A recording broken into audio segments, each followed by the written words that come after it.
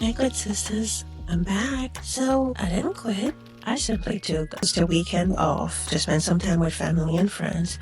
But I am very much so here and back. Happy to be back with a brand new episodes for you. So I went to see the movie Sinners with my sister over the weekend. You know, the one directed by Ryan Coogler and starred by Michael B. Jordan. Yes, that one. So interestingly enough, the last movie that I actually went to see was Black Panther, and that's also directed by Ryan Coogler. I just love his movies.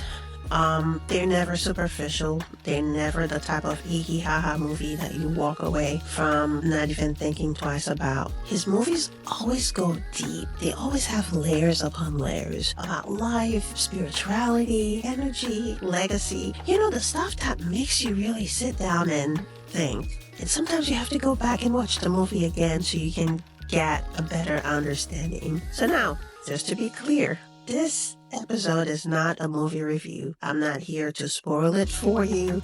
We're not gonna go deep into plots or movie scenes. This is just my personal opinion and me sharing some key takeaways and the way they affected me. At first, I went in thinking, hey, this will be just some sister bonding time. Me and my sister chilling, popcorn, hot dog, the whole experience. I'm not a horror film person. I don't like horror movies. But I went in knowing that the movie would be great. I just didn't know what to expect. So the movie was such a great experience. I am so very much excited. So let's get into it.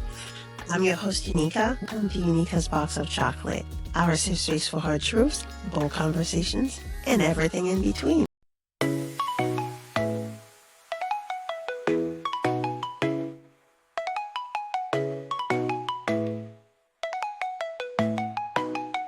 So now, it wasn't just the scenes or the storyline that hit me about the movie. It was the spirit of it. The way it pulled up emotions I didn't even realize I still had. The way it exposed how easily darkness can creep into your life without you even paying attention to it. Now listen. I know everybody's going to experience this movie differently. Some people might not feel anything at all. That's okay.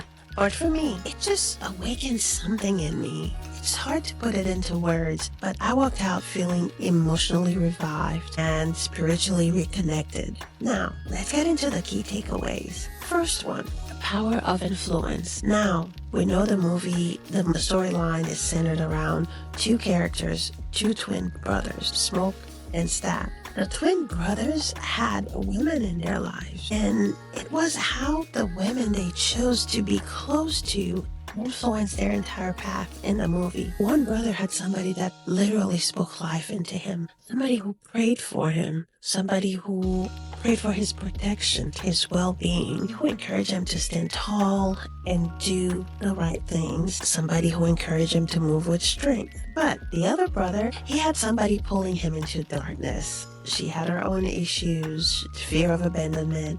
She was feeding this anger back into him, which led to his destruction in a way, in my opinion. And that hit me hard because sometimes the people you love, the people you trust, they have the power to either build you or break you. Good influence grows you. Toxic influence destroys you, period. By the time you realize it, you could already be walking a path you were never supposed to be on. There is a specific line from the movie Sinners that says, you keep dancing with the devil, one day he's gonna follow you home. That's real life. You keep entertaining the wrong people.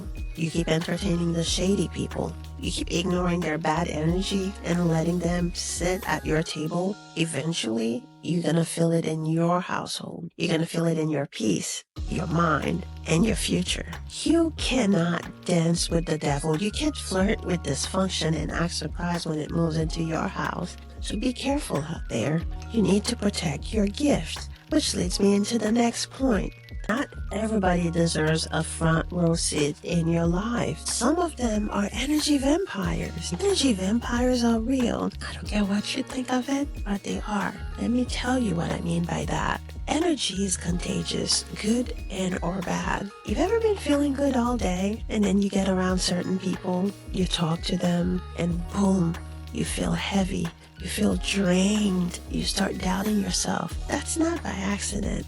That's never random. That's some sort of energy transfer. And sometimes people have the ability to identify people like you with the pure energy, and they come in and they suck it out of you. Not literally, but it happens. So be careful who you vent to. Be careful who you celebrate with.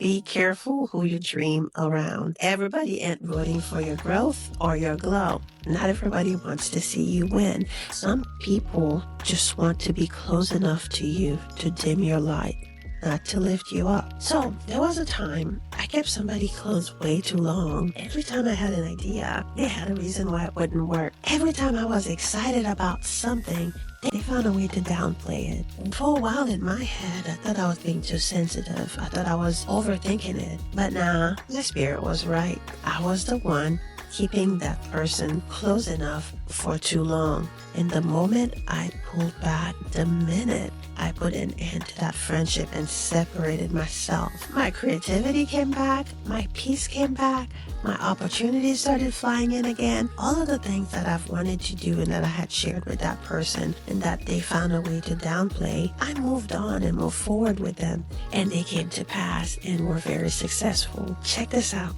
Your environment either feeds you or bleeds you, so choose wisely. Next point, for you to choose wisely, you need to trust your gut. You have that personal internal ability to do it. You gotta listen to your gut. If it don't feel right, it ain't right. Period. Your spirit will always catch what your eyes can't see. And that is true. Don't ever second guess your peace, trying to keep the wrong people close. Your peace matters. Here's a process that I've used in the past years that's really been beneficial to me. It's not set in stone. You would have to adjust it to your life and what works for you. After you're around certain people, do you feel lighter or drained? Do they celebrate you? Or do they go silent? And when they celebrate you, does it feel genuine? Do they pour into you, or do they pull from you? How's the exchange of energy? Do they elevate you, or do they tend to bring you down? Do they respect your boundaries, or do they try to guilt trip you for even having them? If the answers are not adding up, you know what to do. You need to move accordingly. You only have one life. You have to make sure you get the best of it and stay in a position where your peace is protected at all times. Remember, your gift is rare. We each have a gift. It is expensive. Energy is priceless. You don't owe everybody access to your life. You don't owe everybody an explanation or VIP ticket to your life. You don't. You have to protect your peace, your gift, your glow, your growth, however we want to call it. Let them watch from outside if they have to. That's okay. You're still gonna rise. You are the blessing, not the burden. That's okay if they get mad. You have to focus on you. Move accordingly. So now, if today's episode resonated with you in any way, if it stirred something in you, like, subscribe, and share it with a friend. That's your spirit talking. Listen to it, honor it, protect it. And if you haven't seen the movie yet, please go watch it. If you've already seen it, let's talk about it. I want to see your key takeaways in the comment sections and how it moved you and the things you walked away from that movie, how it impacted your life, how it made you feel. Drop it in the comment sections. Let's talk about it. As always, thank you for joining me today. Thank you for your time. I know it's valuable and I appreciate it. This is your host, Eunika, and this was Eunika's Box of Chocolates. I'll catch you next time.